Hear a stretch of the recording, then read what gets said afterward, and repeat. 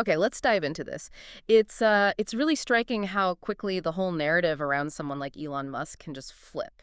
It really is. I mean, the source we're looking at, this Fox News interview transcript, points out just a year ago, he was often praised by the media. Yeah, even championed by the left, it says here. And now, Now he's talking about facing character assassination attempts. His words. that's a massive swing, and that's what we really want to unpack today, right? Musk's own take on why this happened. Exactly. We're drawing mainly from that interview, which, came about as he got more vocal politically. And crucially, started openly supporting Donald Trump. Right. So our goal here isn't to judge, but really to understand his perspective, why he thinks his public image shifted so dramatically. And what he sees as the underlying causes, especially relating to politics now, and his whole mission to, quote, fix the government. And it's fascinating because the change wasn't just words. He describes actual violence. Yeah, that part was surprising. Tesla stores shot up, cars burned. And boycotts. All happening pretty fast, which suggests some strong forces at work behind the scenes, at least in his view. So how does he explain it? He calls it a not boring year, which feels like an understatement. Well, yeah. He seems genuinely surprised by the, let's say, intensity of it all, the violence especially. But then he connects it directly to his own actions, doesn't he? He does. He basically says, look, I started going after waste and fraud. Serious stuff. And the people benefiting from that waste and fraud, they're fighting back.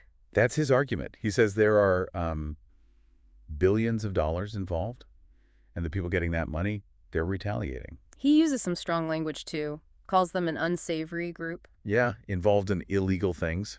He's framing it as him trying to stop illegal activity, and that's why he's being attacked. It's a common narrative, I suppose, push against the system, and the system pushes back. It definitely paints a clear picture of who he believes his opposition is. Very direct language.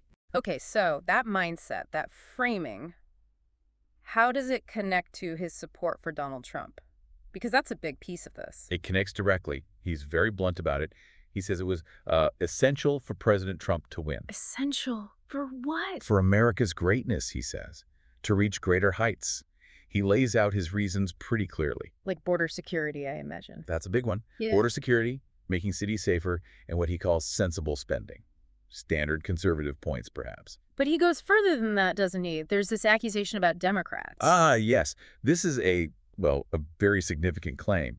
He alleges a specific Democrat campaign to import vast numbers of illegal voters. Import voters?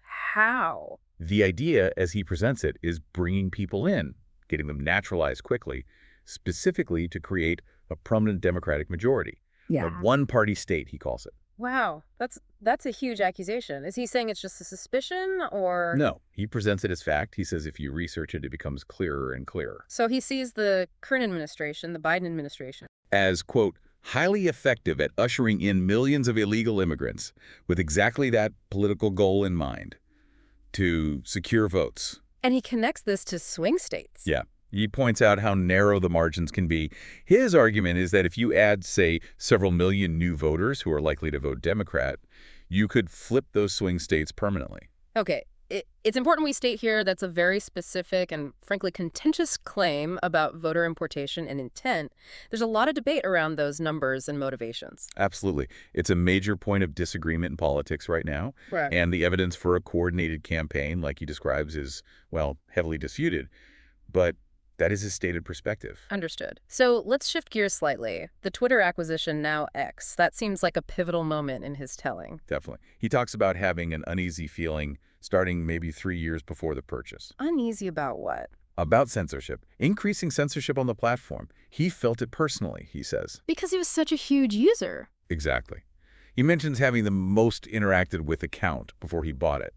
So he felt he had a unique view of the algorithm, who got suspended, what got pushed. And his conclusion was?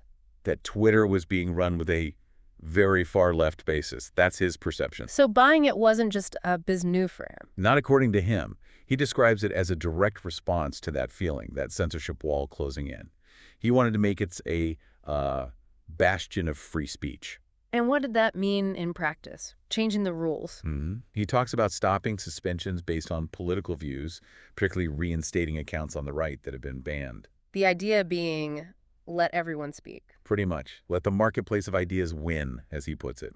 Remove the perceived bias and let people see what was really going on. And he thinks this revealed things, like at the border. He specifically mentions that. He believes border issues became much more visible on X after he took over, and then he went to see it himself. Right, he visited Eagle Pass, Texas. Yeah, and that firsthand experience seems to have really amplified his concerns. He talks about the lack of vetting potential criminal affiliations. And that led to another pretty strong statement, didn't it? It did. Quote, "The left is kind to the criminals and cruel to the victims." A very stark, very divisive comment reflecting his view on the situation. He uses an analogy, too, about trust. Yeah, the high trust society analogy. He worries that bringing in large numbers of, in his words, low trust or untrustworthy individuals is a recipe for disaster. So his experiences on Twitter, his trip to the border, they seem deeply connected to his current political stance. It appears so. And again, we should note the immigration debate is incredibly complex, balancing humanitarian concerns with security and social cohesion. His trust analogy is one specific way to frame it. Okay, let's talk about the personal side a bit more. He mentions having supported Obama. He does, and he says he initially thought Biden would be, more moderate, sort of an Obama continuation, perhaps. But that's not how he sees it now. Not at all. He calls it the most radical left crazy administration ever. That's a direct quote. He even has that nickname for Biden, President Autopam. Implying that Biden isn't really making the decisions himself, that others are essentially running things through him. And he seems convinced that if others saw what he sees, they'd reach the same conclusions. He believes the information itself leads inevitably to his viewpoint. What about the personal attacks? He specifically addresses being called a Nazi. Yeah, he finds that particularly difficult, especially, he notes, coming from apartheid-era South Africa and believing he hasn't harmed anyone. Does he see parallels with Trump? He does. He compares the attacks on him to those against Trump. And he talks about propaganda, how repeating a lie. Enough times some people actually believe it. Yeah. So he views these attacks, the Nazi label, etc., as deliberate character assassination. Death by 1,000 cuts, he calls it. Right. But interestingly, he also seems to take it as a sign that what he's doing, his efforts to fix the government, must be working. Like if they weren't attacking him, he wouldn't be effective. That seems to be the implication. The attacks validate his efforts, in his mind. It's quite a psychological turnaround.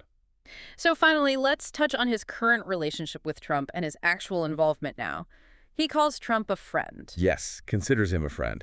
And he estimates they agree on maybe 80% of core issues. And the main overlap is? Again, comes back to getting rid of waste and fraud in the government. Yeah. And also ensuring the rule of law is followed. Those seem to be the key shared goals. Does he give examples of this waste and fraud he's finding? Oh, yeah. He lists several specific, quite startling examples. Now, we have to stress, these are his claims from the interview and would need independent verification. Okay, noted. What are they? He mentions things like 20 million dead people, supposedly still in the Social Security database, some apparently receiving benefits. 20 million, that seems incredibly high. It does. He even mentions one supposedly 360 years old. Also, people getting unemployment with future birth dates. Future birth dates. And the Small Business Administration allegedly giving loans to babies, like 9 months old. That sounds almost absurd. And one more, he claims at least 100,000 active federal employees are also receiving unemployment insurance. If true, those would definitely be examples of significant issues, let's say. Serious issues regarding oversight and efficiency, yes. But again, these are specific allegations made in the interview. And he's doing all this while running SpaceX, Tesla X. How? He talks about multitasking, wearing many hats, as he puts it. There's even an anecdote about wearing a literal Gulf of America hat someone gave him. So he's been dedicating serious time to this government stuff. Apparently, yes. He mentions an intense effort over the last 3 months, though he plans to taper off. He says he's even discussed multitasking strategies with President Trump. Does he have, like, an official role, an office? He mentions having a small office in the West Wing.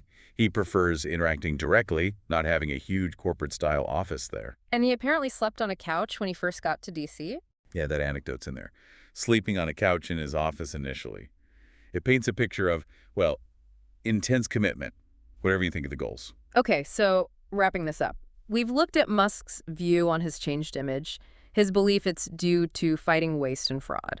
His strong backing of Trump, fueled by border concerns and these claims about voter importation. The Twitter X acquisition as a free speech move against perceived censorship. His border visit hardening his views, his surprise at the Biden administration, how he handles personal attacks. And his current, apparently quite hands-on work trying to address government inefficiency alongside Trump, citing some really specific, if unverified, examples. It's a lot to take in.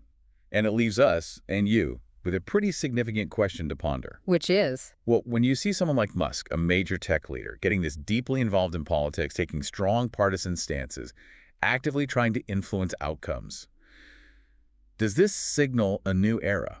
An era where tech figures play a much more direct role in political activism. Exactly. And if so, what are the potential consequences? For how information flows? For public trust, especially when these influential figures becomes so deeply embedded in one side of the political divide? Something for you to definitely think about. Does this kind of engagement change the game, and how?